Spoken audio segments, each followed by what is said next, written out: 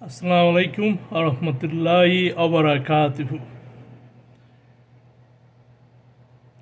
প্রথমে আমার এই ভিডিওর মূল উদ্দেশ্য হলো দুইটা বিষয় নিয়ে যে সমস্যা বাংলাদেশে হয়েছে। এটা একটা বিপ্লবী গভর্নমেন্ট। আমি চাই অনেক সময় বিপ্লবীভাবে এর সমস্যা সমাধান হোক।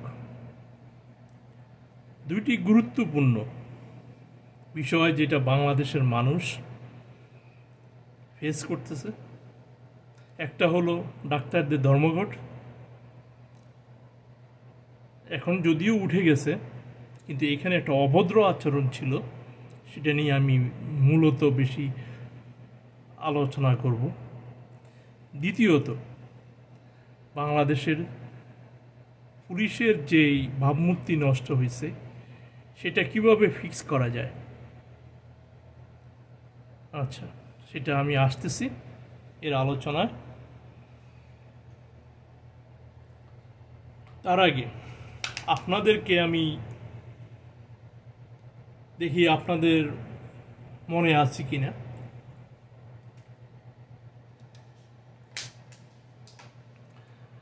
আপনারা সবাই জানেন একসময় ঢাকা এয়ারপোর্টের নাম ছিল জিয়া ইন্টারন্যাশনাল এয়ারপোর্ট। কেন সেটা শাহজালাল ইন্টারন্যাশনাল এয়ারপোর্টের নাম পরিবর্তন হলো, আপনারা কতটুকু এর ব্যাকগ্রাউন্ড জানেন সেটা আপনারা দেখি মনে রাখতে পারেন কিনা। তারপরে ভাসানী নব থিয়েটার একসময় নাম হলো। এই যে নামকরণ, এটা সম্পর্কে আপনারা কতটুকু জানেন? এখন আবার এটা একসময় ছিল মুজিব, তারপরে হলো ভাসানী, তারপরে এখন আবার মুজিব। এর ব্যাকগ্রাউন্ডটা কি দেখি আপনারা কতটুকু সৎভাবে এটার উত্তর দিতে পারেন।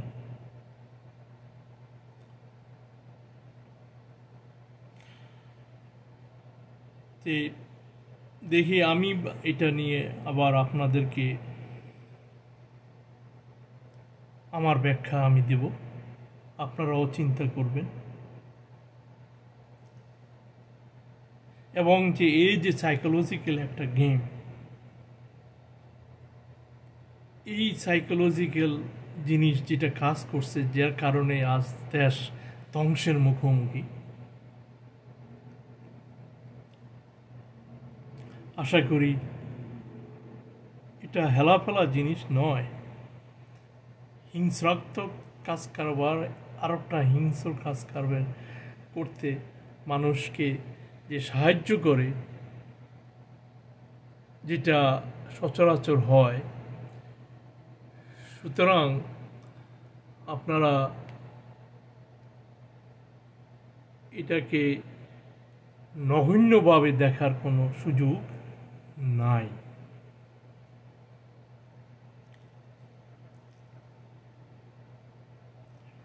এই জন্য আপনাদের যদি আমার পঞ্চম ভিডিওটা শোনা থাকে তাহলে অনেক সাহায্য করবে। তবে সংক্ষেপে বলি, এখানে বলা ভালো। খালেদা জিয়া আপসহীন নেত্রী ছিল না, ছিল ঘাড়তেড়া নেত্রী, যেটা আমি আগের ভিডিওতে খুব ব্রিফলি নয় অনেক এক্সপ্লেন করেছি। যার কারণে হাসিনা তাহাকে ক্যান্টনমেন্ট বাসা থেকে বের করে দেয়। ঘাড়তেড়া নেত্রী সবার সামনে বিলাপ করে কাঁদে। উপরে থুতু মারবেন, এই থুতু এসে আপনার নিজের গালে পড়বে। এই জিনিসটা একটা নেত্রীর যে নেতৃত্বের একটা জ্ঞানের অভাব, তা কারণ তার তো তেমন একটা শিক্ষাগত যোগ্যতা ছিল না, আর তার চতুর্পাশের লোকগুলোও তাকে ভালো কোনো পরামর্শ দিতে পারেনি। আর তার ছেলে পরে এসে তো আরও জিনিসগুলো আরও অনেক সমস্যা তৈরি করছে। এবং তাকে বাইক করে দিতে বাধ্য হয়।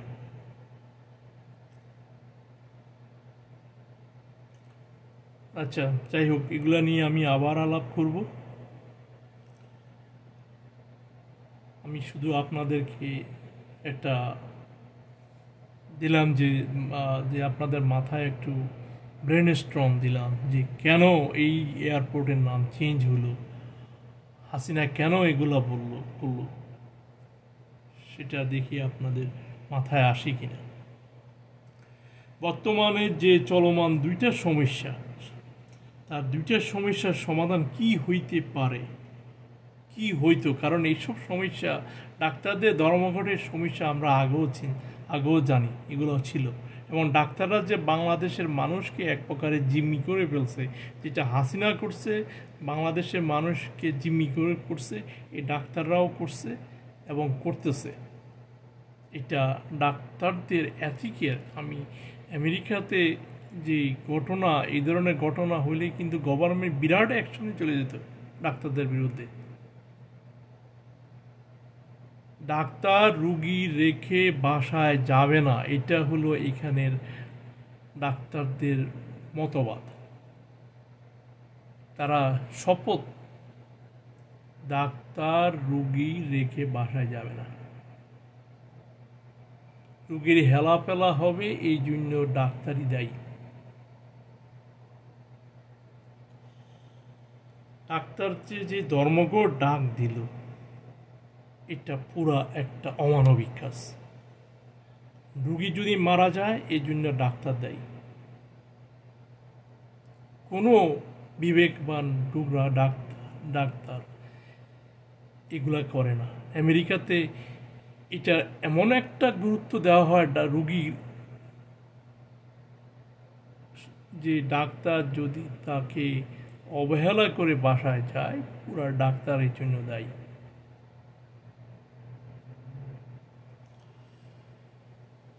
দেশে বিপ্লব চলছে, দেশে আইন কানুন প্রয়োগ করার সমস্যা চলছে, ডাক্তারদের নিরাপত্তা দেওয়া দরকার সরকারের, কিন্তু এখন পরিস্থিতি টোটালি ভিন্ন। তাদেরকে এটা বোঝা উচিত।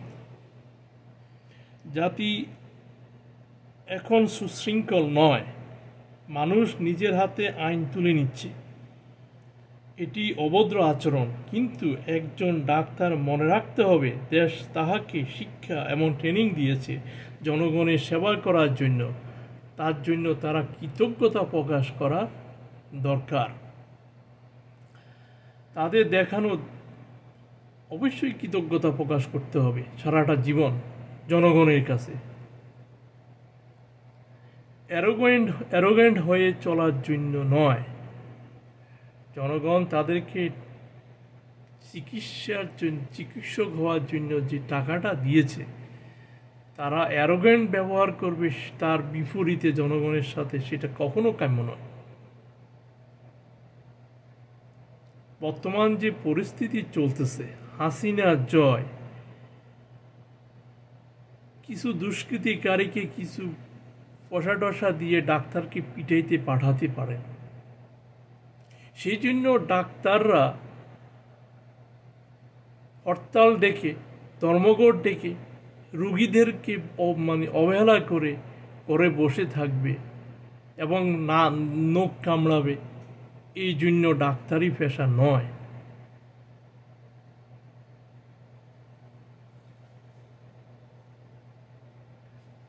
যেটা ডাক্তাররা করছে, এই যে রুগীরা যদি মারা যেত, এই জন্য আমেরিকার মতো জায়গাতে এদেরকে জেল, জরিমানা এবং এদের লাইসেন্স বাতিল করে দেওয়া হতো।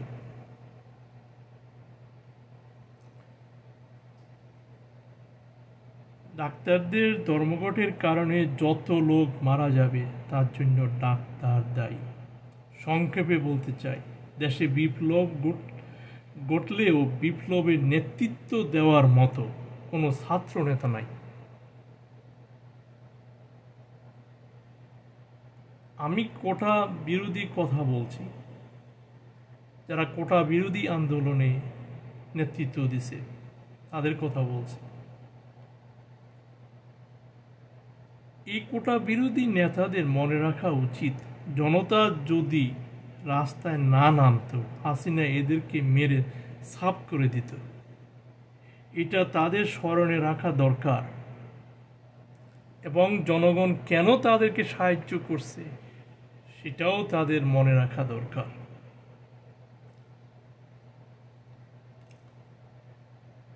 দেশ তাদের একটা ইচ্ছা, একটা আকাঙ্ক্ষা নিয়ে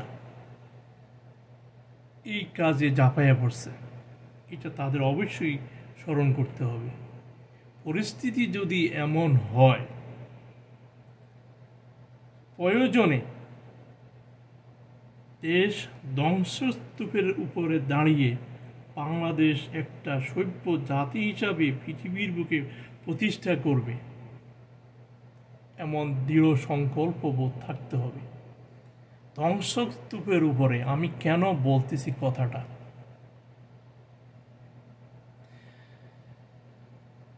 ডাক্তাররা যদি ধর্মঘটে যায় তাহলে রোগী মারা যাবে। তখন পরিস্থিতি যদি এমন হয়, প্রত্যেকটা ডাক্তারের সার্টিফিকেট সমস্ত কিছু বাদ দিয়ে এদেরকে কাজ থেকে বিতাড়িত করে রোগী যত মারা যাক মরুক, প্রয়োজনে নতুন করে আবার স্বাস্থ্য খাতকে গড়ে তুলতে হবে। কারণ হলো, রুগী রেখে কোনো ডাক্তার বাসায় যাওয়াটা একটা অসভ্য আচরণ। কোনো ভদ্র সমাজে এটা ঘটে না, কোনো ওয়েস্টার্ন সিভিলাইজ সোসাইটিতে এগুলো ঘটে না, এগুলো ঘটতে দেওয়া যায় না বাংলাদেশেও। এই বিপ্লবের মূল লক্ষ্যটা কি? যদি এই মূল লক্ষ্য যদি দেশকে একটা সভ্য সুশিক্ষিত, চাঁদাবাজি বাদ দিয়ে, ঘুষ দুর্নীতি বাদ দিয়ে ড্রাগস মুক্ত একটা সমাজকে যদি গড়ার প্রত্যয় না করা হয়, তাহলে বিপ্লবের লক্ষ্যটা কি? শুধু মাত্র ওই কোটা বিরোধী আন্দোলন? তাহলে কোটা বিরোধী যদি আন্দোলন হয়, তাহলে এদেরকে তো কোটা এসব উঠাই তোলা হলো, তাহলে এসব ছাত্র নেতা মানে এদের দাবি তো মেনে নেওয়া হয়েছে, এরা মানে প্রশাসন থেকে দূরে সরে যাক।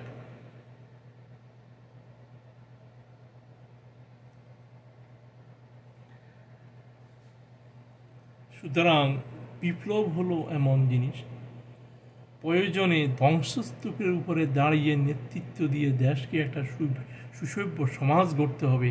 আজকে সেটাই মানুষের প্রত্যয়, জনগণের হয়তো এটাই আকাঙ্ক্ষা। যে অনিয়ম অবিচার হয়েছে দেশে, মানুষকে জিম্মি করে ফেলছে, মানুষের দেওয়াল, মানুষের পিঠ দেওয়ালে ঠেকে গেছে, সেখান থেকে মানুষ মুক্তি চাইছে। সেই মুক্তি দেখা পথ মানুষকে দেখাইতে হবে।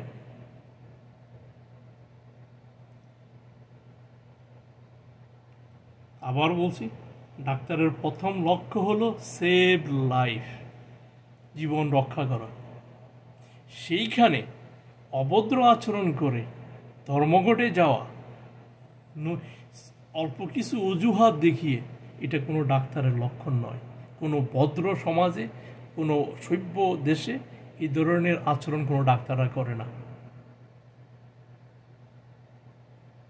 এই জন্য বিভিন্নভাবে স্বাস্থ্য খাতকে বিভিন্ন আইন কানুন, ডাক্তারের নেগলিজেন্সের কারণে তার লাইসেন্স বাতিল হইতে শুরু করে, তাকে জরিমানা হইতে শুরু করে অনেক কিছু যেমন আমেরিকাতে করে, সেগুলো বাংলাদেশেও করা উচিত। আর বিনা কারণে ডাক্তারের গায়ে হাত দেওয়া, এটাও অভদ্র আচরণ।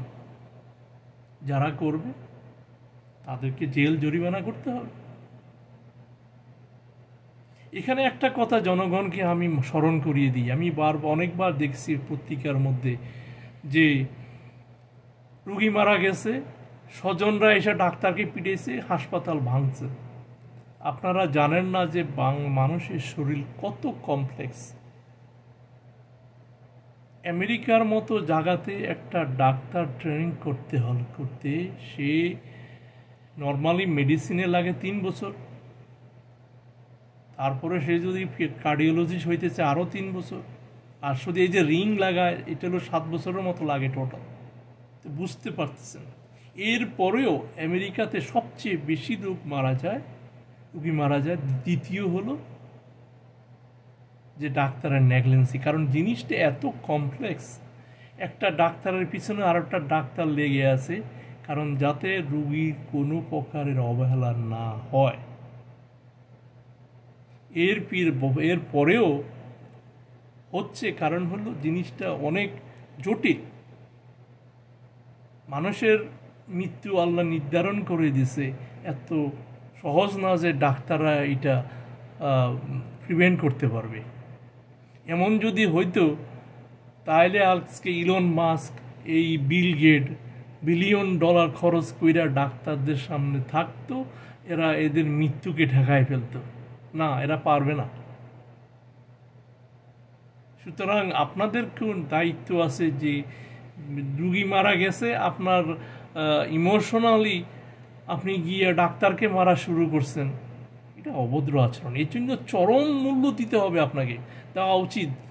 গভর্নমেন্টকে এই জন্য পিটাইয়া আপনাদেরকে হাসপাতালে তক্তা বানায় ফেলা উচিত। যেমন কুকুর তেমন মুগুর। আবার বলতেছি, ডাক্তারদের প্রথম লক্ষ্য থাকা উচিত সেভ লাইফ। বাংলাদেশের ডাক্তাররা তা থেকে বিচ্যুত। যা তারা প্র্যাকটিস করে তা অনেক সময় ওয়েস্টার্ন সোশ্যাল স্ট্যান্ডার্ডের এটাকে অসভ্য আচরণ ধরা হয়। সুতরাং আমাদের ডাক্তারদেরকেও ট্রেনিং দিতে হবে কীভাবে সভ্য আচরণ করতে হয়।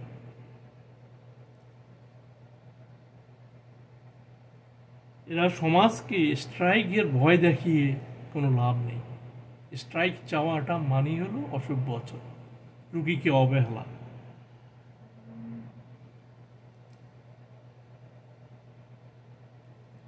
জনগণকে যদি ডাক্তাররা এভাবে জিম্মি করে ফেলে,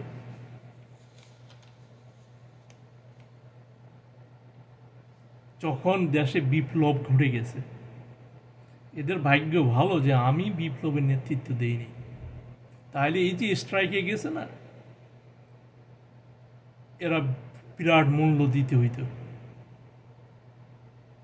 জনগণকে জিম্মি করে জনগণের মাঝে বাস করবে, এটা এরা কখনো চিন্তাই করতে পারত না।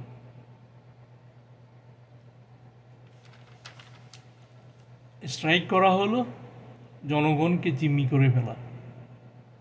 সেই অবস্থায় আবার তো বললাম, না হয় পুরা রুগী মরতে দিতাম, কিন্তু এই ডাক্তারকে জীবনে আর কোনোদিন কোনো রুগীর গায়ে কাছে গিয়ে টাচ করতে দিতাম না। সেই ধ্বংসস্তূপ থেকে দেশকে উঠে নিয়ে আসতাম, চেষ্টা করতাম। কিন্তু এই ডাক্তার নামে নার্সরা বিরাট মূল্য দিতে হইতো, সারাটা জীবন এর জন্য প্রস্তুতি হবে। সুতরাং ডাক্তার মানেই হতো এই অর্থ নেই যে আমেরিকাতে ডাক্তাররা খুবই অনেক জ্ঞানী, খুব নিরীহভাবে চলে। অনেকে জানেই না যে এই ডাক্তার, মসজিদে আসে যে জানেই না যে এই ডাক্তার। কারণ হলো এটা হলো শয়তানের, যারা অ্যারোগেন্টভাবে চলো, এটা হলো শয়তানের বিহেভিয়ার। আল্লাহ বলছে যে আমি এদেরকে জেলে দোজকে ঢুকাবো। মাস্টার সিড অফ অ্যারো যদি প্রাইড কারোর মধ্যে থাকে, সে কখনো বেহেশতে যাবে না। এরা এই ডাক্তারগুলো এগুলো জানে।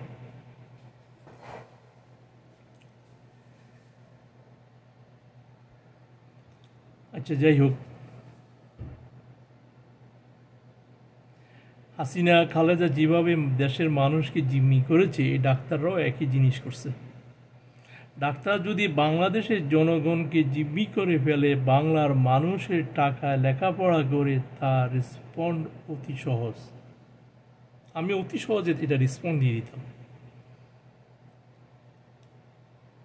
তারা হিউম্যান বিহেভিয়ার, বাংলাদেশের ডাক্তাররাও হয়তো হিউম্যান বিহেভিয়ার না পড়লে ডাক্তার হওয়ার কথা না। আমিও তার কিছু জানি। দেশে বিপ্লব চলছে, তারা অবগত হওয়া দরকার ছিল। এদের সৌভাগ্য যে আমি বিপ্লবের নেতৃত্ব দেই নাই। সমাজকে জিম্মি করার পানিশমেন্ট হলো এদের বাড়িঘর চিহ্নিত করে রাখা এবং সমাজ থেকে বিতাড়িত করা।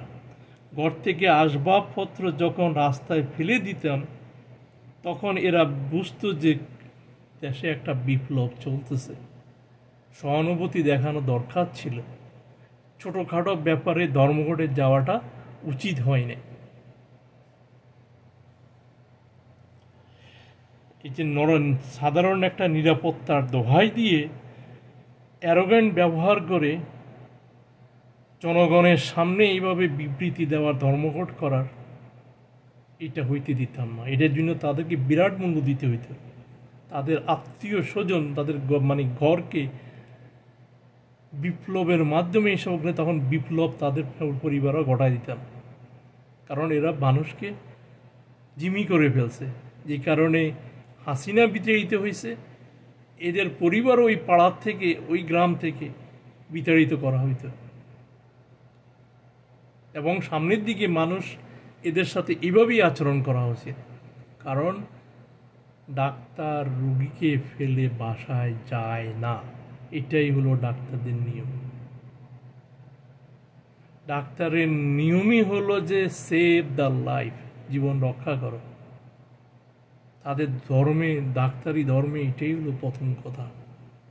সেখানে নিরাপত্তার কথা বলে নর্মাল একটা অজুহাত দেখিয়ে বাসায় চলে যাবে, রুগীকে দেখবে সে মারা যাচ্ছে, এটা তো অমানবিক কাজ।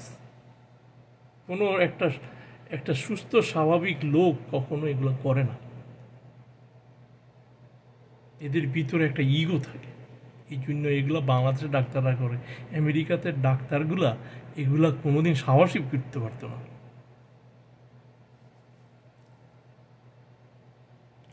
যাই হোক, ঘর থেকে আসবাবপত্র যখন রাস্তায় ফেলে দিবেন তখন এরা টের পাবে বিপ্লবের সময় এত নিরাপত্তা দোহাই দিয়ে জনগণকে জিম্মি করা ঠিক হয় নাই। যত লোক মারা যাবে বিনা চিকিৎসায় এই ডাক্তার এবং নার্সরাই দায়ী। পিরিয়ড। এখানে হলো দাঁড়ি, লাইন এখানে শেষ। এদেরকে সভ্য করে ছাড়তাম। জাতির এই ক্রান্তিকালে এরা দাবি দাওয়া নিয়ে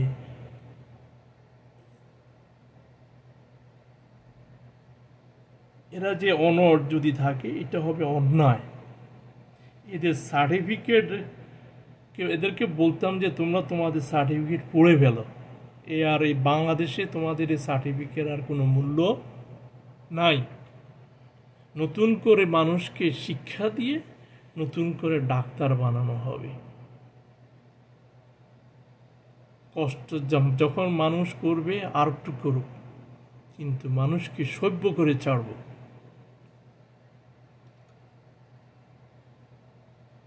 ঢাকা মেডিকেল কলেজে যে ডাক্তার ধর্মঘট ডাক দিয়েছেন, আমি জনগণের পক্ষ থেকে বলতেছি, জনগণের সামনে আপনি এবং নার্সের নেতৃত্ব দিচ্ছেন, আপনাদের উচিত জনগণের কাছে মাপ চাওয়া, হাঁটু গেড়ে জনগণের সামনে আপনারা এই কথাটা বলা। আমরা দুঃখিত, আমাদের মূল দায়িত্ব রোগীর সেবা করার জন্য, কর্তব্য অবহেলা করার জন্য আমরা দুঃখিত।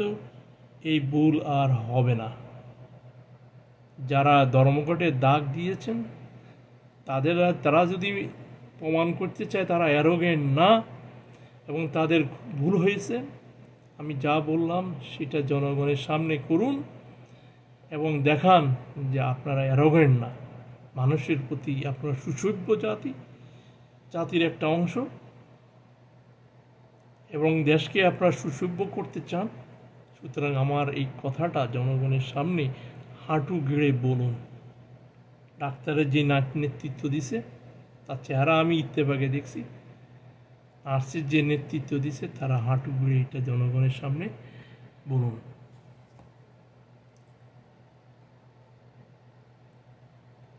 অথবা আমি ছাত্র জনতাকে বলবো, আপনারা রেডি থাকুন এদেরকে সমাজ থেকে বিতাড়িত করার জন্য। জনগণকে জিম্মি করবেন না, পায়তারা করবেন না। আপনাদের আচরণের দ্বারা জনগণকে আপনারা জিম্মি করবেন না। আর আপনাদেরকে সতর্ক করে দিলাম, ভদ্র হন, সভ্য আচরণ করুন। আপনারা জনগণকে যে জিম্মি করেছেন আগে এবং এই বিপ্লবের সময়, এই জন্য আপনাদের ক্ষমা চাইতে হবে। না হয় আপনারা অ্যারোগেন্ট বিহেভিয়ার, অহংকারী হলো শয়তানের আচরণ, আপনারা শয়তানের মতো আচরণ করছেন। বিপ্লব যদি বিপ্লবী কায়দার সমস্যার সমাধান করতে না পারে, আমি এই কোটা আন্দোলনকারী ছাত্রদেরকে বলতেছি, বিপ্লব যদি বিপ্লবী কায়দার সমস্যার সমাধান করতে না পারে, বিশেষ মুহূর্তে এই বিপ্লব ব্যর্থ হইতে বাধ্য। আমি বুঝতে পারছি আপনারা কিন্তু বিপ্লবের নেতৃত্ব দেন নাই, কিন্তু অনেকে এটাকে বিপ্লব বলতেছে। জনগণ আপনাদেরকে সাহায্য করছে, সুতরাং দেখান এটা একটা বিপ্লব ঘটছে দেশে। আর যদি না হয়, আপনাদের কোটা আন্দোলন আপনারা পেয়েছেন, সুতরাং সন্তুষ্ট থাকুন, গভর্নমেন্ট ত্যাগ করুন।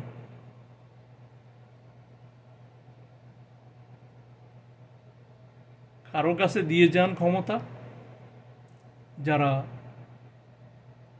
বিপ্লবের মানুষ যে একটা আকাঙ্ক্ষা নিয়ে আপনাদেরকে সাহায্য করছে সেটা যেন পূরণ হয়। কিন্তু আপনাদের কর্মকাণ্ড তেমন একটা আমি দেখতেছি না। বিপ্লবের নেতৃত্ব দেওয়ার মতো আপনাদের কাউকে আমি দেখতেছি না।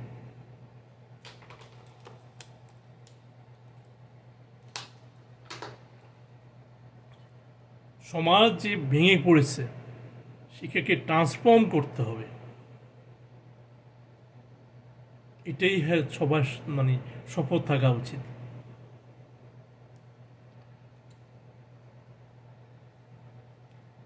মানুষের শরীরে যখন ক্যান্সার হয়, এই ক্যান্সার যদি পুরোটা ছড়ায় পড়ে, মানুষের মৃত্যু হওয়ার সম্ভাবনা থাকে।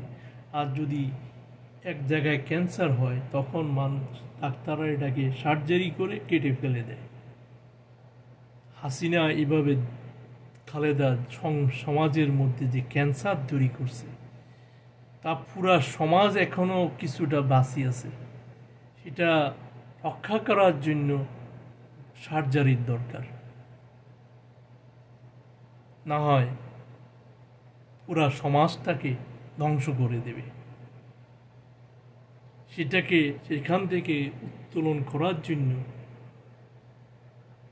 মিহি মিহি কথা, যেমন আপনাদের কিছু অ্যাডভাইজার করে, তা দিয়ে বিপ্লবের সমস্যা সমাধান করার দরকার হবে না। প্রয়োজনে খুব কঠিন হইতে হবে, প্রয়োজনে বুদ্ধিমত্তার পরিচয় দিতে হবে।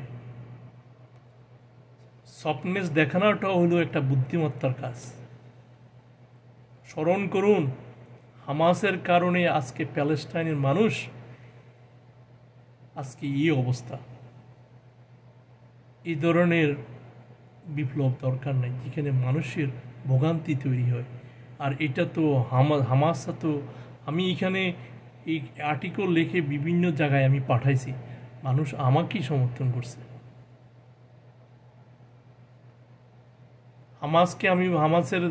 আমি প্যালেস্টাইনের মসজিদে গিয়ে পাঠায় বলছি যে তোমাদের উচিত প্যালেস্টাইনদের হামাসদের পুরো কর্তৃত্বকে তোমরা এটাকে তাদেরকে দুই মুছে ফেলে দাও। তারা ইরানের কথা অনুযায়ী চলতেছে, আজকে তাদের কারণে তোমাদের হাজার হাজার ভাই মারা যাচ্ছে, এই জন্য তাদের কোনো একেবারের মাথা ব্যথা নাই।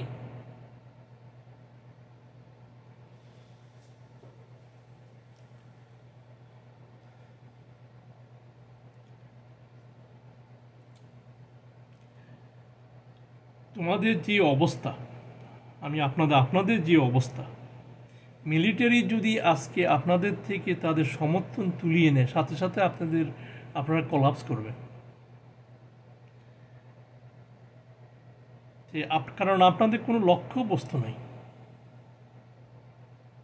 লক্ষ্যহীন। আপনারা কি উদ্দেশ্যে বিপ্লব করলো? মানুষ আপনাদের কি চায় আপনারা বুঝেন? হাসিনা যে দেশে অরাজকতায় তৈরি করেছিল, সেখান থেকে মুক্তি পাওয়ার জন্য মানুষ আপনাদেরকে সাহায্য করছে, আপনাদের জন্য বুকে রক্ত দিছে। কিন্তু আপনাদের কাজ কামে খুব এতই ঢিলাঢালা হচ্ছে, কিছু বিপ্লব অনেক সময় ঘটানোর সময় ডু অর ডাই, এটা হবে যে সাথে সাথে কোনো একটা সিদ্ধান্ত কখনো নিতে হয়। ডাক্তাররাও তাই করে, সে মরুক বাঁচুক, একটা সিদ্ধান্ত নিতেই হবে আমাকে, না হয় সে মারা যাবে। কিন্তু আপনাদের চতুর্দিকে যারা আছে, আমি তো তেমন একটা কিছু দেখতেছি না।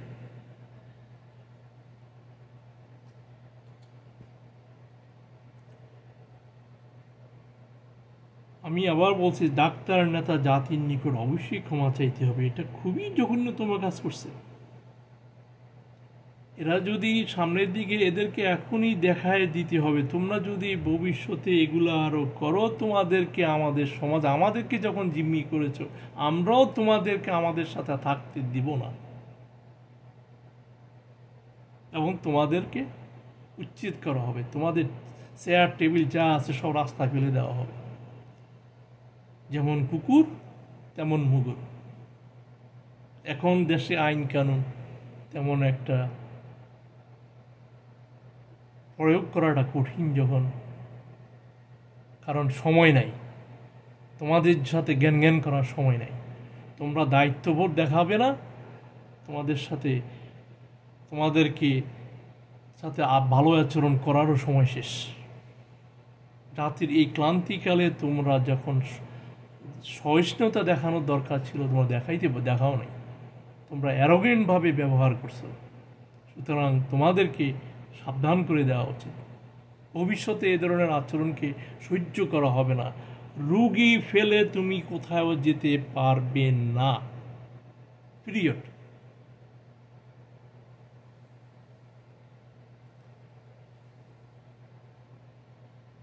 বিপ্লবীরা প্রয়োজনে দেশকে, আবার বলতেছি, ধ্বংসস্তূপ থেকে দেশকে তুলে আনতে হবে। এটার জন্য যদি দেশ ধ্বংস হয়ে যায়, সেখান থেকে তুলে আনতে হবে। আজকে যদি প্রত্যেকটা এই ডাক্তারদেরকে কারণে রুগী যদি মারা যেত, এই ডাক্তার সবাইকে সাসপেন্ড করে দিয়ে, যারা শুধুমাত্র থাকতে চায় তাদেরকে ছাড়া সবাইকে ডিসমিস করে দিয়ে, সেখান থেকে নতুন ডাক্তার তৈরি করে এদের জায়গায় প্রতিষ্ঠিত করে এই সমস্যা সমাধান করা হবে। এই জন্য জনগণকে ধৈর্য ধরতে হবে। কিন্তু এই ডাক্তার এগুলো করছে, তারা যাতে এই বাংলাদেশের সমাজের মধ্যে আর প্রতিষ্ঠা না পায়, কোনো ডাক্তার হিসেবে আর কাজ না করতে পারে, সেই ব্যবস্থা করতে হবে। ডু অর ডাই সিচুয়েশন এটা। কারণ হাসিনা, সবাই এখন জানে, হাসিনা গভর্নমেন্টের প্রত্যেকটা স্তরকে ভেঙে চুরমার করে দিছে তার নিজের কারণে, ক্ষমতা থাকার কারণে।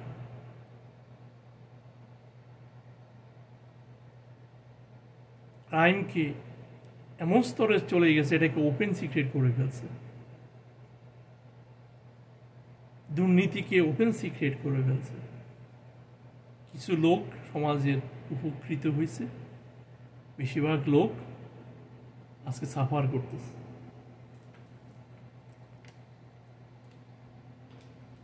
ডাক্তারদের অশ্লীল আচরণ বাংলাদেশে যেটা ঘটে, সভ্য সমাজে, সভ্য জাতির মধ্যে এগুলো ঘটে না। রুগীদেরকে জিম্মি করে ফেলা, এগুলো ঘটে না।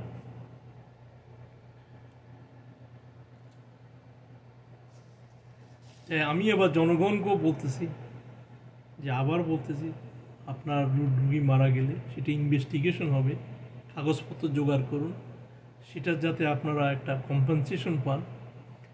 আপনার ডাক্তারের কারণে যদি রুগী মারা যায়, অবহেলার কারণে, কারণ এটা হলো আপনারা তো সেটা নির্ণয় করতে পারবেন না, আপনারা ডাক্তার না। আপনাদের যদি অভিযোগ থাকে, আপনাদের লয়ার আছে, আপনাদের উকিল আছে, সেটা দেখবে, ডাক্তারের বিরুদ্ধে অ্যাকশন নেবে। ডাক্তার যদি ঠিকই প্রমাণিত হয় তার অবহেলার কারণে রুগী মারা গেছে, তাকে আর ডাক্তারই করতে দেওয়া হবে না। আমেরিকাতে তাই অবস্থা হয়। এখানে বিরাট অঙ্কের ইন্স্যুরেন্স কিনতে হয়। কেউ 3 মিলিয়ন, 4 মিলিয়ন, 20 মিলিয়ন ডলার ডাক্তারের পিছনে আপনার সু করে বসে থাকে, লয়াররাই টাকা আদায় করে। দেশও এই ধরনের উচিত। এবং লাইসেন্স সাসপেন্ড করে দেয়। লাইসেন্স সাসপেন্ড মানে সে আর কোনোদিন রুগীর গায়ে হাত দিতে পারবে না।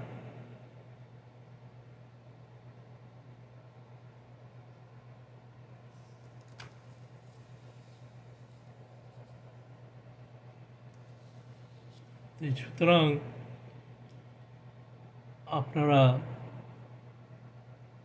আপনারাও আপনাদের দায়িত্ব আপনাদের দেখাবেন জনগণকে। এই হলো আপনাদের ছবি। আপনারা জনগণকে আপনাদের অ্যারোগেন্ট চেহারা দেখাচ্ছেন এবং ধর্মঘটে গেলেন। আপনাদের শরীরের চামড়া খুবই মসৃণ, যে খুব সেন্সিটিভ স্কিন। অল্পতেই আপনারা ভেঙে পড়লেন এবং ধর্মঘটে ডাক দেন। এই অসভ্য আচরণ থেকে জনগণ মুক্তি দিতে হবে। প্রয়োজনে আপনাদেরকে মুক্ত করে ছাড়ব, যাতে জনগণের কাছে আর আপনাদের যেতে না হয়। ডাক্তারি পেশা হিসাবে আপনারা যাতে জনগণের কাছে আর পরিচিতি দিতে না হয়। বাস আপনাদের বাংলাদেশে তো লাইসেন্স পদ্ধতি নাই। আমেরিকার মতো আপনার ইউএস ফ্যামিলি পরীক্ষা দিয়া যদি পাস করতেন, এই লাইসেন্সের কি মূল্য সেটা আপনারা বুঝতেন, তখন আর রোগীর সাথে এই ধরনের আচরণ করতেন না। কারণ উল্টাপাল্টা করলে আপনার লাইসেন্সটা চলে যেত। ইউএস ফ্যামিলি দেন নাই তো, এই জন্য কারণ হলো আমি আমার মামাতো বোনের ছেলে পরীক্ষা তেমন একটা ভালো করে না, ইউনিভার্সিটি অ্যাডমিশন টেস্টে তার সমস্যা হয়েছে একটু, মানে মানসিক। সে গেছে ঢাকা মেডিকেল কলেজের, সে কি দেখলাম তার আমি সার্টিফিকেট, MBBS করছে, তারপরে কি MS করছে। যেই ডায়াগনোসিস সে দিল, এটা দেখি তো আমেরিকার যে কোনো ডাক্তার আটকে উঠবে। এটা কি নিয়ম হলো? প্রথম চেষ্টা করা, কোনো ওষুধ ছাড়া এ ধরনের রুগীকে ঠিক করা যায় কিনা। সে 4টা 5টা 6টা ডাক্তার, মানে ঘুমের ট্যাবলেট দিয়ে ডিপ্রেশন, মানে সেটা ডিপ্রেশন না, আমি তো হলে শুধু কথাবার্তা বলেই তাকে ঠিক করে ফেলতাম। তারপরে আমাকে বলল, আমি বললাম যে এটা সে 2 দিন গেল, সে আমাকে বলে, মামা আমি তো চোখে কিছু দেখি না। তোমাকে এগুলো সব বাদ বাদ বাদ বাদ, একটা খাও শুধু। তারপরে বুঝি যে এই ডাক্তারকে বাদ দিয়ে পিজি হাসপাতালে যাও। তো পিজি হাসপাতালের চেয়ারম্যান যে সাইকিয়াট্রিক ডিপার্টমেন্টে, তাকে দেখানো হয়েছে। সে শুধু একটাই দিছে, সে ইংল্যান্ড থেকে পড়ালেখা করে আসছে। সুতরাং তোমাদের ডাক্তারি বিদ্যার দূরত্ব আমরা ভালো করে জানি। তোমাদের কারণে তোমাদের পড়ালেখার মান এত নিম্নগামী, এই জন্য বাংলাদেশের মানুষ ইন্ডিয়াতে যাইতে হইতেছে। সুতরাং বাংলাদেশের মানুষকে বুকের পাঁঠা দেখাবা না।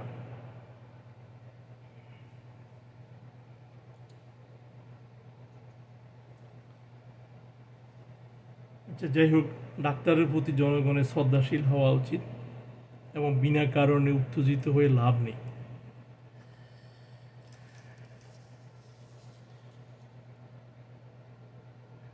জনগণকে আমি আবার প্রশ্ন জিজ্ঞাসা করতেছি যে জিয়া ইন্টারন্যাশনাল এয়ারপোর্ট আর ভাসানী নব থিয়েটার, সেটার প্রশ্ন আপনারা খুঁজে পেয়েছেন?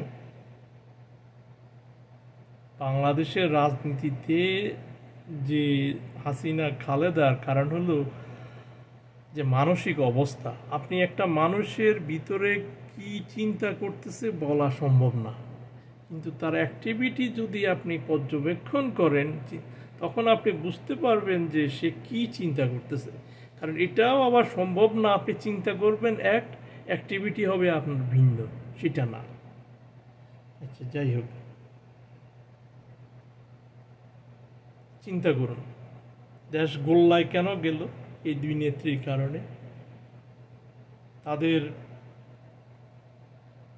প্রতিযোগিতা ক্ষমতার জন্য এত তীব্র ছিল যার কারণে দেশ পুড়ে ছারখার হয়ে যাচ্ছে, করে ফেলছে তারা। দ্বিতীয় সমস্যা হলো পুলিশ। বাংলাদেশের পুলিশের এই নিঃসঙ্গ এই যে যে যে আপনার আচরণটা করছে জনগণের কাছে, আজকে তাদের গ্রহণযোগ্যতা নাই। কিন্তু এই পুলিশ ছাড়া তো একটা সমাজ চলতে পারবে না। সেটাকে একটা বুদ্ধিমান স্বরাষ্ট্র আপনার উপদেষ্টার সেটাকে ট্যাকল দেওয়া দরকার ছিল খুব দ্রুত, যেটা আমরা এখনও দেখতে পাচ্ছি না। পুলিশের যত অন্যায়কারী পুলিশ অফিসার আছে এবং সিপাহী আছে, কিংবা যাই তাদেরকে বলা হোক, কনস্টেবল যাই বলা হোক, এদের সবাইকে সাসপেন্ড করে দেওয়া উচিত। এখন যদি 50%-এর বেশি পুলিশ সাসপেন্ড করতে হয় এই জরুরি অবস্থার মধ্যে, এই বিপ্লব অবস্থার মধ্যে, তখন এটাকে আপনার ট্যাকল দেওয়ার বাংলাদেশে তো লোকের অভাব নাই। এই যে বিপ্লব যারা ঘটাইছে, যেসব ছাত্ররা, তাদেরকে আপনি পুলিশের ইউনিফর্ম দিয়ে দেন, পার্ট টাইম করুক, ফুল টাইম করুক, তাদেরকে আপনি কিছুটা ট্রেনিং করবে, আর ছাত্ররা নর্মাল সিপাহীর মতো কাজ করবে। আস্তে আস্তে তাদের পেশাতে তারা উপরের দিকে উঠতে থাকবে। এই ধরনের একটা আপনারা ব্যবস্থা করতে পারতেন। তাদেরকে আপনি বুট পুলিশের, তারপর আস্তে আস্তে ট্রেনিং দেন। দৈনিক 40 ঘন্টা কাজ করলে 20 ঘন্টা পুলিশ আর 20 ঘন্টা ট্রেনিং। তারা যদি পুলিশের কাজে থেকে যেতে চায় তাদেরকে রেখে দেন। দুর্নীতিগ্রস্ত পুলিশদেরকে আপনারা তাড়াতাড়ি বাদ দিতে পারতেন। এত সহজ একটা জিনিস। এবং 100 পুলিশকে আপনারা বহিষ্কার করলে 150 পুলিশ এইদের ছাত্রদেরকে আপনি নিয়োগ করতেন। অনেক ছাত্র তো অত পার্ট টাইম কিছুদিন করে তারা আবার তাদের শিক্ষা ব্যবস্থার মধ্যে চলে যেত। এর ভিতরে আপনারা দুর্নীতিগ্রস্ত যত পুলিশ অফিসার ছিল তাদের সম্পদ আপনারা কেড়ে নিতে পারতেন।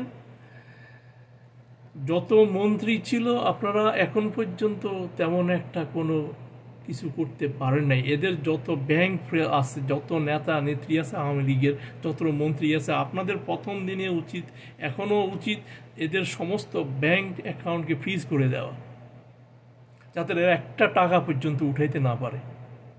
এদের সম্পদ কেড়ে নেওয়া। এদের যে সম্পদ আছে শোনা যাচ্ছে মানুষ থেকে জোর করে নিয়েছে, সেই সম্পদ যত টাকা দিছে মানুষকে, সেই টাকাটা মানুষ যদি আবার দেয় ওই সম্পদ তাদেরকে ফেরত দেওয়া। ওইখানে যদি তারা কোনো কিছু করে ফেলে অলরেডি, যেমন শুনি যে কি মাছের ঘের কিংবা বিভিন্ন জিনিস টিনিস তারা করে ফেলছে ইন্ডাস্ট্রি, তখন সেভাবে আপনার ব্যবস্থা করা উচিত। এত সহজ জিনিসটা কেন স্বরাষ্ট্রমন্ত্রী, স্বরাষ্ট্র উপদেষ্টা করতে পারতেছে না আমি তো বুঝি না। কখনো আছে যে স্থিরভাবে করতে হয়, কখনো আছে যে ওই জায়গাতে সিদ্ধান্ত নিতে হয়। ভুল হোক আর সঠিক হোক, সিদ্ধান্ত যখন নিতেই হবে, পরে দেখা যাক কি হয়। সেই ভুলের থেকেও অনেক কিছু শেখা যায়।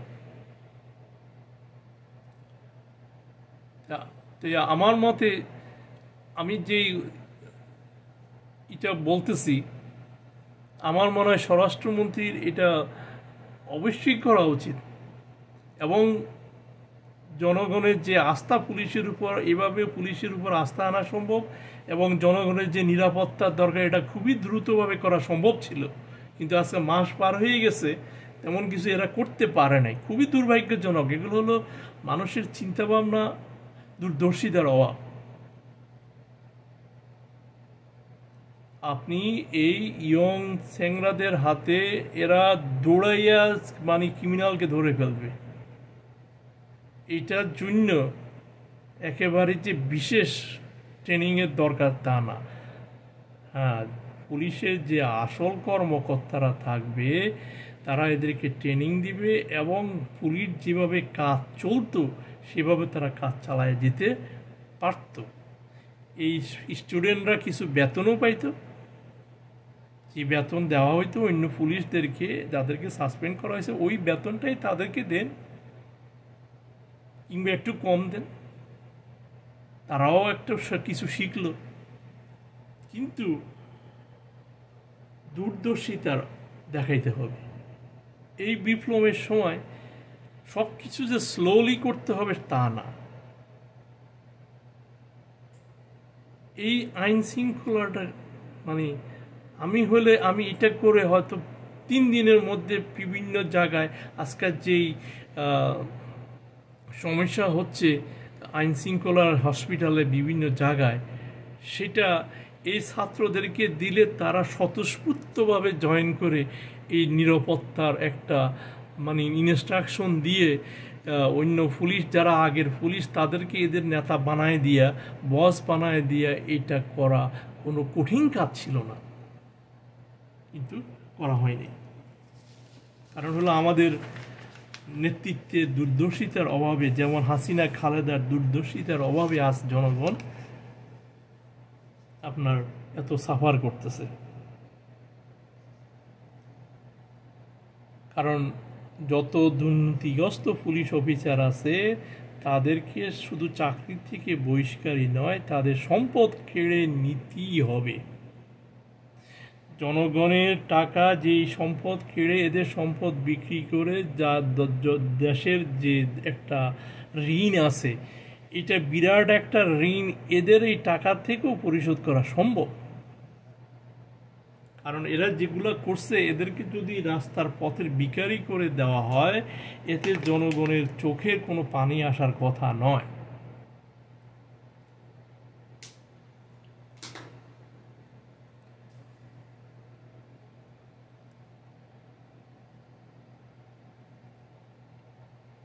কারণ এইসব পুলিশ অফিসারদেরকে নিঃস্ব করে ফেলতে হবে।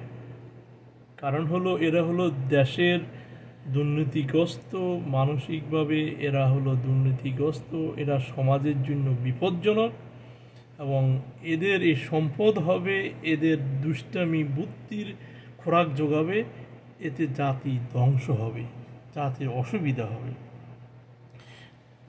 বিপি নূর তো আপনারা বিপি নূরকে কেন নিচ্ছেন না আপনাদের সাথে?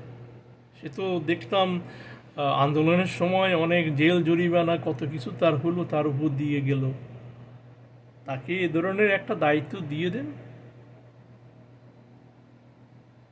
আবার বলেন না যে সে আমার আত্মীয় কিংবা আমি তাকে চিনি না, কোনোদিন তার সাথে আমার কথা হয়নি। তার মাধ্যমে যদি আওয়ামী লীগের সম্পদ, পুলিশের সম্পদ এগুলা কোথায় আছে তাকে দায়িত্ব দিয়ে দেন, বের করে ফেলুক। সে যদি সরকারের সাথে কাজ করতেছে কেন নিচ্ছেন না?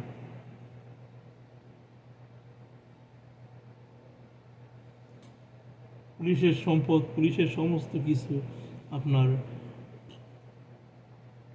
মানে এই রাজনৈতিক নেতাদের, আওয়ামী লীগের রাজনৈতিক নেতাদের সমস্ত সম্পদ আপনাদের এভাবে কেড়ে নেওয়া উচিত। না হয় কিন্তু খুব বিপদে পড়ে যাবেন। এরা এই সম্পদ কাজে লাগালে দেশে বড় বিশৃঙ্খলা সৃষ্টি করবে, এবং এদের কোনো আল্লাহর ভয় নেই, এরা যা আছে তাই করবে। সুতরাং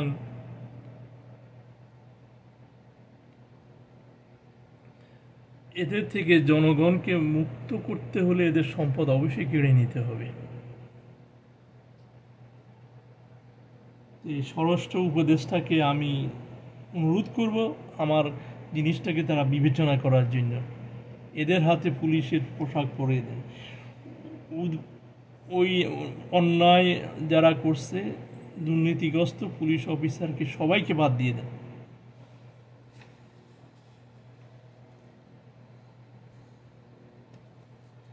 কারণ খুবই দুঃখ বোধ হয় যে যে আমি যখন দেখি ডক্টর আসিফ একজন খুবই ভদ্রলোক, খুবই খুবই বিদ্বান, খুবই বুদ্ধিমান লোক, কিন্তু ওনার আচরণ মনে হয় যে এটা একটা বিপ্লব ঘটছে দেশে।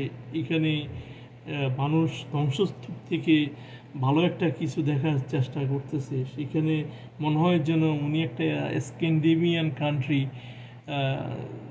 তে উনি মন্ত্রী, এবং সেইভাবে উনি আচরণ করার চেষ্টা করতেছে। এটা একটা বিপ্লব যেখানে ঘটছে সেখানে এটার সাথে মানায় না। আওয়ামী লীগের মনে হয় যেন উনি আওয়ামী লীগের হয়ে কাজ করতেছেন। আওয়ামী লীগকে মানে দেশে আর কোনোদিন রাজনীতি করতে দেওয়া উচিত নয়। স্বাধীনতা সংগ্রামের পরে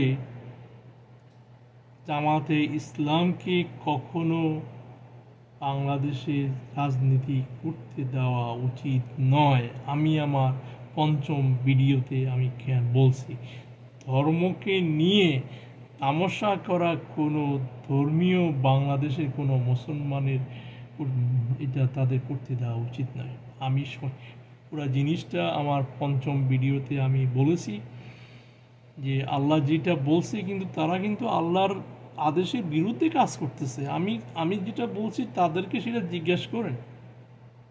টুপি আর একটা মানে দাড়ি রাখলেই মুসলমান হয় না। আচ্ছা, যাই হোক, বাংলাদেশে জামাতের মতো একটা সংগঠনকে রাজনীতি করতে দেওয়া এবং তাদের কাজকাম সহজ করে দেওয়া, এটা কিন্তু আবর্জনা নিয়ে আসা, এবং এগুলা তারা আগেও তাদের সমস্যা তৈরি করছে, ভবিষ্যতেও করবে। কারণ হলো সবচেয়ে নিকৃষ্টতম মানুষ হলো মুনাফিক। আল্লাহ কিন্তু মুনাফিককে সবচেয়ে এই যে একটা স্তর দিছে। মুসলমানদের মধ্যে যারা গুনাহ আছে এরা হলো একটু লাইট শাস্তি পাবে, তারপরে খ্রিস্টানরা লাইট, এর পরবর্তী একটু বেশি শাস্তি পাবে, জুইশরা তারপরে একটু বেশি শাস্তি পাবে, তারপরে বেশি শাস্তি পাবে হলো আইডল অর্শিপাররা, এই মূর্তি পূজাকারী। কিন্তু সবচেয়ে জঘন্যতম শাস্তি দেওয়া হবে মুনাফিকদেরকে। সুতরাং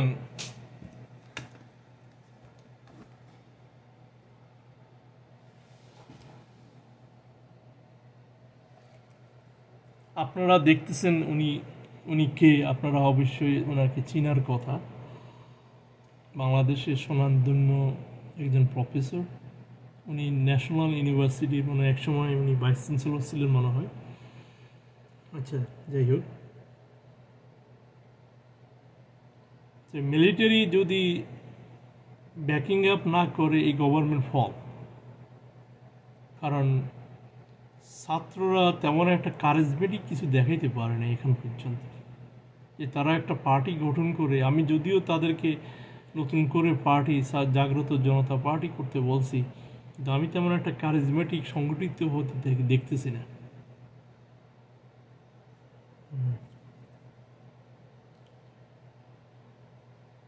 আর মিলিটারি তাদের কাছ থেকে জানা উচিত তোমরা আসলে কি চাও। যদি চায় যে আমরা দেশকে সুসভ্য একটা সমাজ করতে চাই, তাহলে তাদেরকে সময় করা হোক এবং তাদের সেই রিপোর্টগুলো দেখা হোক যে তোমরা কতটুকু অগ্রসর হচ্ছ, কতটুকু বুদ্ধিমত্তা দেখাচ্ছ, কতটুকু দেশের সমস্যার সমাধান তোমরা জানো, এবং এটা সমস্যা তোমরা জানো, এবং এর সমস্যার সমাধানটা কি তোমরা জানো সেটা বলতে হবে। তোমাদের যে উপদেষ্টাগুলো আছে তারা তাদের জানতে হবে। সময় ক্ষেপণ করে তো কোনো লাভ নেই। তোমরা যদি না পারো, মিলিটারি ক্ষমতা নিয়ে নিক, অসুবিধা নেই, যদি মিলিটারি তাদের সন্তানের ভবিষ্যতের জন্য দেশকে সভ্য রাষ্ট্র পরিণত করতে চায়, আমি কিছু ফর্মুলা দিয়েছি, এভাবে তারা যদি করতে চায় তাহলে মিলিটারি নিয়ে নেওয়া উচিত। কারণ আমি তো তেমন একটা কিছু দেখতেছি না। কারণ আসিফ নজরুল যেভাবে ভদ্রতা দেখাচ্ছে, এখন ভদ্রতার সময় নয়। তাদের কাজকর্ম এত ধীর গতি, সেটাও আশা করা যাচ্ছে না। কিছু সমস্যা তাদেরকে দেখাইতে হবে যে এই সমস্যা ডু অর ডাই। ক্যান্সারের জন্য সার্জারি করে এটাকে ফেলে দিতে হবে, আর না হয় আমাদের সমাজকে মেরে ফেলবে। আমি তো সেই ধরনের সমস্যা অ্যাগ্রেসিভ ভাব দেখতেছি না। কিছু জায়গায় অ্যাগ্রেসিভ হইতে হবে, যেটা বর্তমান সমস্যা সমাধানের জন্য। কিছু জায়গায় তারা ধীরস্থিরভাবে চিন্তাভাবনা করে করতে হবে। মিলিটারিদেরকে আমি বলবো তাদেরকে ব্যাকিং দেন, কিন্তু জানতে হবে তারা কি করতে চায়। তারা যদি সভ্য একটা সমাজ গড়তে চায় আপনাদের ভবিষ্যতের জন্য, মিলিটারিদেরকে বলতে চায় আপনাদের ছেলেদের ভবিষ্যতের জন্য একটা সুন্দর সমাজ গড়ার জন্য আপনারা এদেরকে ব্যাকিং করে দেন। আমরা চাই, আমি তো প্রস্তাব দিয়েছি, আপনারাও এই বর্তমান ভবিষ্যতে যে গভর্নমেন্ট সেটা যাতে অন্তর্ভুক্ত থাকতে পারেন তারও ব্যবস্থা থাকবে।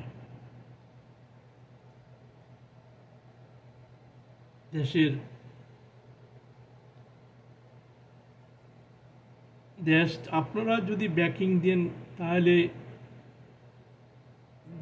এই ছাত্র সমাজ এদের বিএনপির কথাও চিন্তা করার দরকার নাই, জামাতের কথাও চিন্তা করার দরকার নাই। এরা এখন দেশের জন্য সমস্যা হয়ে গেছে, দেশের জন্য বোঝা হয়ে গেছে। সেটা আমি বহুতবার বলেছি, যেভাবে ব্যাখ্যা করেছি। সুতরাং এটা বুঝতে আর আপনাদের বাকি নাই। এদের ছাড়া দেশ চলতে হবে। সুতরাং আপনারা সাপোর্ট দিলে, সেনাবাহিনী সাপোর্ট দিলে ছাত্ররা আগায় যেতে পারবে। কিন্তু তারাই যদি কোনো প্রকারের লক্ষ্যস্থল ঠিক করতে এখনো না পারে, যদি তাদের আন্দোলন শুধু কোঠার মধ্যে সমাবৃত ছিল, তো কোঠা তো তাদেরকে দেওয়া হইল, তাহলে বিদায় হও। আর না হয় কি করতে চাও সেটা বলো জাতিকে।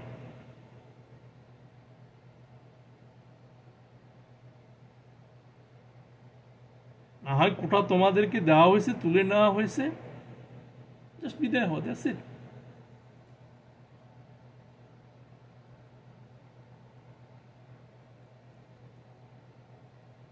কারণ তারা যদি কিছু না দিতে পারে জনগণ, তাহলে তাদের এই বিপ্লব, জনগণ কিন্তু এটার সাথে ছিল, জনগণকে তারা নিরুৎসাহ তাদের ডিসঅ্যাপয়েন্টমেন্ট করে ফেলল। তাইলে সেখান থেকে সেনাবাহিনীর উচিত এদেরকে বিতাড়িত করা, এদেরকে কাজ দেখাইতে হবে। এরা যদি আগের গভর্নমেন্টের মতো দুর্নীতিতে জড়ায়া পড়ে, তো সেনাবাহিনী যদি এরকম কোনো কিছু পায়, সেনাবাহিনীর সাথে সাথে এদেরকে বিতাড়িত করা উচিত। এই যে চাঁদাবাজি হচ্ছে, বিএনপি মাসল দেখাচ্ছে চাঁদাবাজি করার, এটাকে দমন করার জন্য আমি তো বললাম পুলিশ বাহিনীতে এসব ছাত্রদেরকে যুক্ত করার সাথে সাথে এরা যখন বিভিন্ন জায়গায় যাবে, বিভিন্ন দোকানপাটে গিয়ে দোকানদারকে বোঝাবে চাঁদা দিবেন না, আমাদেরকে খবর দিবেন। আর আপনারা নিজেরাও সংঘবদ্ধ হন। আপনাদের একজনের কাছে চাঁদা চাইব, সব দোকানিরা এসে তারা এসে দুইটা ছেঁচা দিবেন। এই চাঁদা হইল দেশের যত প্রকারের অনিষ্টের মূল। কারণ তারপরে একটার থেকে আরেকটা তৈরি হয়। এই ড্রাগসের বিজনেস পুলিশ পাইতো একটা এসআইয়ের পজিশনের জন্য লাখ লাখ টাকা, কোটি কোটি টাকা দিয়ে তারা এই পজিশন নিতে চায়। কারণটা কি? এরা কি টাকাটা উঠাবে না? জাতি কি বোকা? জাতি বোকা না। কারণ হলো এই চাঁদাটাকে যদি বন্ধ করে দেওয়া যায়, সমাজে একটা ভদ্র সমাজের জন্য আগায় নিতে অনেকটুকু আমরা আগায় গেলাম। যত অশান্তির মূল হলো এই চাঁদাবাজি, অন্যকে ছুরি দেয়া তার থেকে টাকা নেওয়া, তার জিনিসপত্র চিনাইয়া নেওয়া, তার জমি চিনাইয়া নেওয়া। সেই জন্যই আমি একটা শক্তিশালী প্রেসিডেন্ট বাংলাদেশে থাকার কথা বলেছি। প্রেসিডেন্ট এবং প্রাইম মিনিস্টার দুজনের কাজের ভিন্নতা আমি বলেছি। একচ্ছত্র অধিকারী, ক্ষমতার অধিকারী, যেটা হাসিনা ভোগ করছে, খালেদা ভোগ করছে এবং দেশটাকে ধ্বংস করে দিয়েছে। স্বৈরাচারী কায়দায় দেশ শাসন করছে।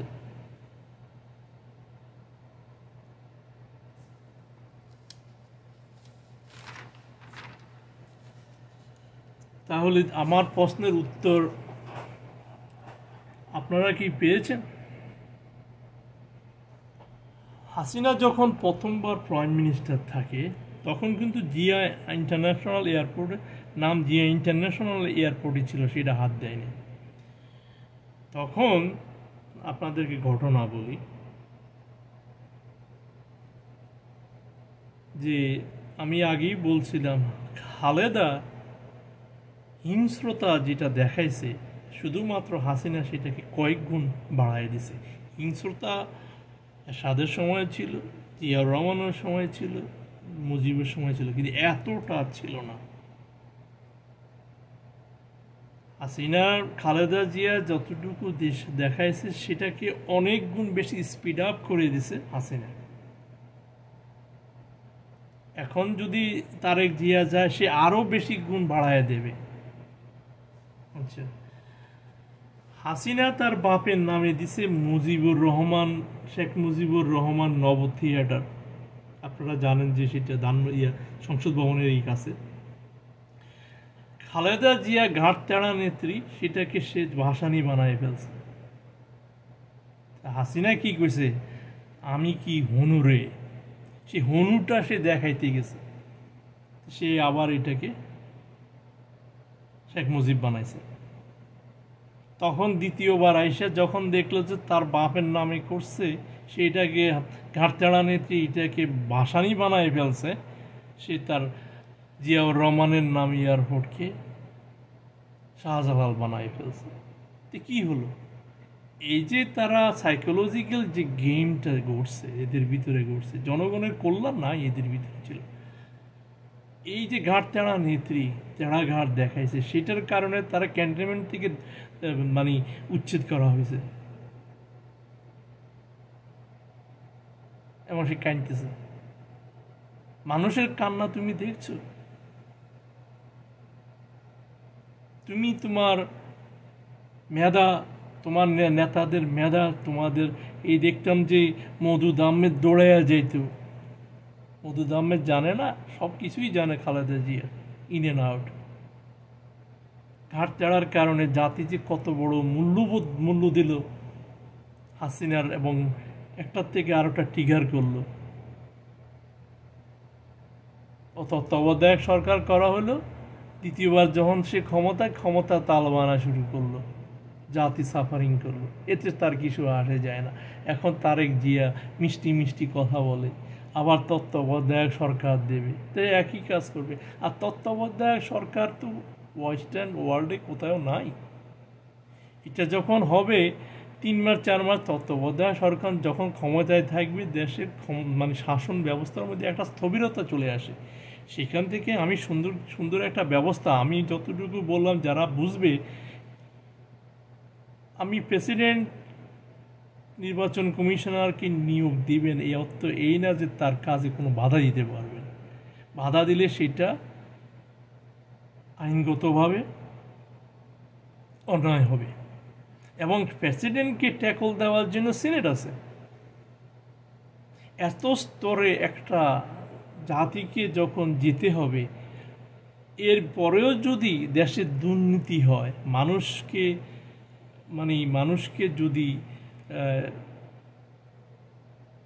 বিরোধী দলকে যদি সরকারি দল যদি অন্যায়ভাবে হয়রানি করে, তাহলে দেশে কোনো ভালো লোক নাই।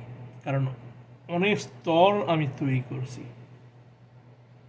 মানুষের বিহেভিয়ার, হিউম্যান বিহেভিয়ারটাকে আমি হিউম্যান বিহেভিয়ারের বিশেষ অনেক অংশ আমাকে পড়তে হয়েছে, এবং সেটাকে কীভাবে কন্ট্রোল করতে হয় সেগুলো আমাদের কিছু ট্রেনিং আছে।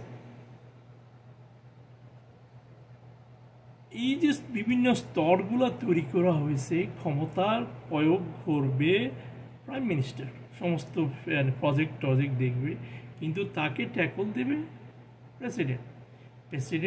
প্রেসিডেন্টের উপরে আবার আছে কে? সিনেটর, মানে প্রেসিডেন্টের কার্যকলাপকে দেখাশোনা করার জন্য। তা আমার এই ভিডিওগুলা যেটা আপনারা, আমি আবার ওই ভিডিওগুলো দেখব, শুধু টাইটেলটা ইউটিউবে টাইপ করলেই তো ভিডিওগুলো চলে আসে। আমাকে একজন মানে দিল যে সে ভিডিও পায় না, তা আমি তো ওইটাকে টাইপ করলেই সব ভিডিও চলে আসে আস্তে আস্তে, একটার পর একটা। আচ্ছা, যাই হোক,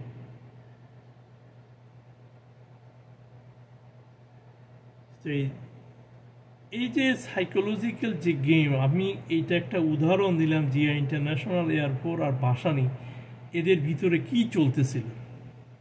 জনগণের কোনো কল্যাণ নাই, কেউ কত হনুরে, এইগুলা ট্রিগার করে দিয়েছে খালেদা জিয়া হাসিনার মধ্যে, যার মধ্যে সে আজকাল এই দেশটাকে এইভাবে ধ্বংস করে দিয়েছে। যে তুমি, এটা হলো মানে টিট ফর ট্যাট, ইট পারলে তোমাকে পাটকেল খেতে হবে। গ্যারতাড়া নেত্রী ইট মারছে, হাসিনা একটা ইট মারছে, হাসিনা 5টা পাটকেল মারছে, 6টা পাটকেল মারছে, 10টা পাটকেল মারছে। পার্থক্যটা হলো এইখানে। আমি সত্য কথা বলিবার চেষ্টা করি। আমি যদি আমি সত্য কথা বলি, তাহলে এটা হলো মিথ্যা কথা। সত্য কথা বলার চেষ্টা করি, এবং আমি সত্য কথাগুলোকে এইভাবে তুলে ধরছি। আপনারা এই ভদ্রলোকের ছবিটা দেখতেছেন তো, কি অবস্থা তার। সে কিন্তু বাংলাদেশের একজন স্বনামধন্য ইউনিভার্সিটির প্রফেসর। কারণ হলো এখন এগুলো হলো ভাওতাবাজি। তারেক জিয়া, এই যে তত্ত্বাবধায়ক সরকার, এগুলো হলো ভাওতাবাজি। আমি যেটা বলছি, তত্ত্বাবধায়ক সরকারের কিছু দরকার নেই। প্রেসিডেন্ট একটা নিরপেক্ষ লোক, তার আওতায় নির্বাচন হবে, এবং প্রাইম মিনিস্টারের কাজ করে যাবে। নির্বাচন কমিশনারের কাজ করে যাবে একই সময়। কাউকে পদত্যাগও করার দরকার নাই, কিছু করার দরকার নেই। তত্ত্বাবধায়কের মতো এইরকম একটা আজগুবি জিনিস দেশে কিছু এত বুদ্ধিমান লোকগুলো প্রস্তাব করতে পারে, আমার ধারণা ছিল না।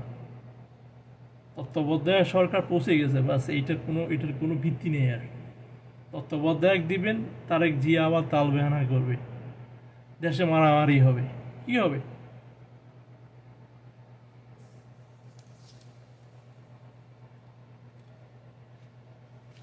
তারেক জিয়াকে বলা উচিত যে আপনার এসব তত্ত্বাবধায়ক সরকারের ভাওতাবাজি কথাবার্তা শোনার আমাদের ধৈর্য নেই।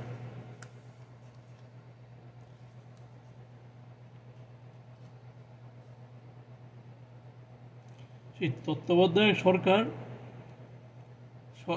তো বললামই, এটা দেওয়াটা মানে হলো বোকামি হবে, কারণ এটা সরকারি কাজ কামে একটা স্থবিরতা চলে আসবে।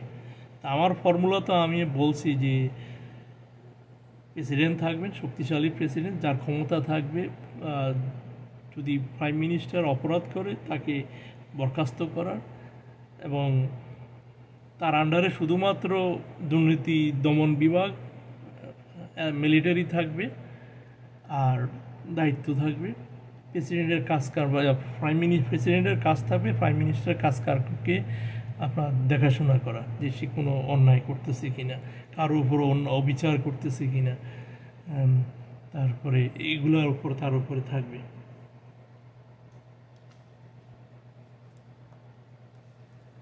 যাই হোক, উনি হলেন ডক্টর মাহবুবুল্লাহ। ওনার পরিচয়, ওনার গ্রামের বাড়ি নোয়াখালী বেগমগঞ্জে। উনি হলেন আওয়ামী লীগের এমপি, এই বেগমগঞ্জের মামুনুর রশিদ কিরণের শ্বশুরের চাচাতো ভাই। মামুনুর রশিদ কিরণের ছেলে হলো জিহান আল রশিদ। সে ছিল আওয়ামী লীগের ছাত্রলীগের কেন্দ্রীয় কমিটির সহসভাপতি। আর দেখেন এই অবস্থা, দেশ এই অবস্থায় ছিল। এটা কি সভ্য সমাজ? একজন প্রফেসরকে এইভাবে হেনস্থ করার কারণ, উনার ভাই হলো, উনি হলো মাহবুবুল্লাহ, উনার ভাই হলো মাহফুজুল্লাহ। মাহফুজুল্লাহ শেখ ঘাটতেড়া নেত্রীর বায়োগ্রাফি লিখছে কিছুদিন আগে। আমি ইত্তেফাকে দেখলাম ফখরুলের সাথে গিয়ে উনি ওনার ভাই লিখছে ইংরাজিতে, সেটাকে ট্রান্সলেট করছে একজনে, সেই কপিটাকে খালেদা জিয়াকে দেওয়া হয়েছে। এটা ইত্তেফাকে আসছে। সম্ভবত সেই কারণে আজকে তার এই অবস্থা। এটা এত কি হলো এর মতে, এই কারণে যে সে মারা গেল। এই যে হিংস্রতা, মনে করেন এই খালেদা হাসিনা এরা কি কবরে জায়গা পাবে? এরা কি কখনো চিন্তা করছে আল্লাহ এদের বিচার করে ছাড়বেন? এদের চতুর্পাশে মেরুদণ্ডহীন, নীতিবোধহীন, চরিত্রহীন কিছু লোক ঘুরঘুর করতেছে আর দেশটাকে তলায় নিয়ে যাচ্ছে। আর কিছু লোক এখনো বিএনপি আর মানে জামাত ইসলাম আর আওয়ামী লীগের কথা বলবে। কারণ হলো আজকে চিন্তা করেন, এই কাদের সিদ্দিকী এখনো মুজিব করে। কারণ হলো কাদের সিদ্দিকী তো মানে লজ্জা পাওয়া উচিত যে সে বাকশাল করছে। সে বাকশালের মতো একটা ঘৃণিত সমাজ ব্যবস্থার মধ্যে সে সংযুক্ত ছিল। আজকে সে জাতিকে বিভ্রান্ত করতেছে মুজিবকে নিয়ে। মুজিব আর হাসিনা এক না, ডিফারেন্সটা কোথায়? দুটাই হলো স্বৈরাচারী মানুষ। তাদেরকে বলা উচিত, চুপ কর বেটা, তুই এই দাঁড়ি টুপি লাগাইয়া তুই আল্লাহর বাদ দিয়া তুই ইবাদত করতেছ শেখ মুজিবের। জাতি কি বোকা নাকি? তার তো কোনো কথা বলাই উচিত না যা জাতির সামনে।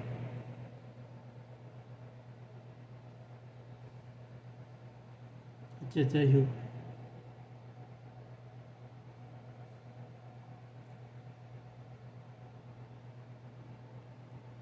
এই আমার উপদেষ্টাদের কিছু আমি জানি আমার কথা তারা শুনবে না, তারপরেও বলি, জনগণকে সচেতন করার জন্য, যে এরা যে যেমন কুকুর সেমন মুকুর দিতে হয়। আজকাল যে চলতেছে আওয়ামী লীগের নেতারা যেগুলো করছে, এদের জন্য এই যে ডিম মারতেছে এগুলো চলুক। কারণ যেমন কুকুর তেমন মুগুর। এরা যতটুকু করছে, এদেরকে যদি 1,00,000 বার মানে জীবন দিয়ে আবার ফিরে এনে যদি পিড়ে মারা হয়, তারপরও জনগণের সাথে যেগুলো করছে হয়তো সেটার প্রতিশোধ নেওয়া যাবে না, পূরণ হবে না। দেশে ঢাকা শহরে ট্রাস্ট ছিল হাজী সেলিম, তারা যদি আজকে 1000 বার একবার তৈরি করে তারা যদি পিড়ে যদি আবার মারা হয়, তার সাথে ত্রাসের সৃষ্টি করা হয়, আবার যদি তাকে জীবন দেওয়া হয়, তাহলে কি মানুষের ক্রোধ কি মিটবে না।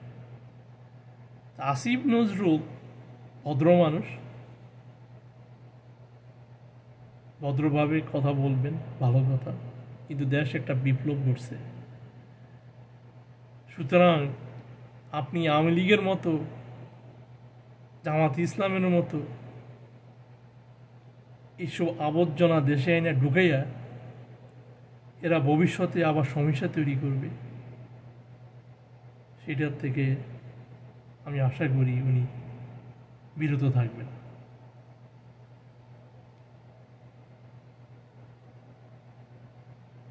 আর ডাক্তারকে আবার বলি, রুগী রেখে কোথাও যাবেন না। আপনাদের ডাক্তারের ধর্মই হলো সেভ দ্য লাইফ ফার্স্ট। অনেক সময় নিজের জীবনের নিরাপত্তা না পেলেও জীবনের রিস্ক নিয়ে হলো রুগীর জীবন রক্ষা করতে হবে। জনগণকে জিম্মি করবেন না। ছাত্র নেতারাদেরকে বলতেছি, যদি দেশকে সভ্য সমাজ গড়তে চাও তাহলে এগুলাকে সহ্য করবে না। ডাক্তাররা ধর্মঘট ডাক দেবে, জনগণকে জিম্মি করে ফেলবে, তাদের বিরুদ্ধে এমন অ্যাকশন নেবে যাতে তারা এটা করতে দ্বিতীয়বার চিন্তা করে।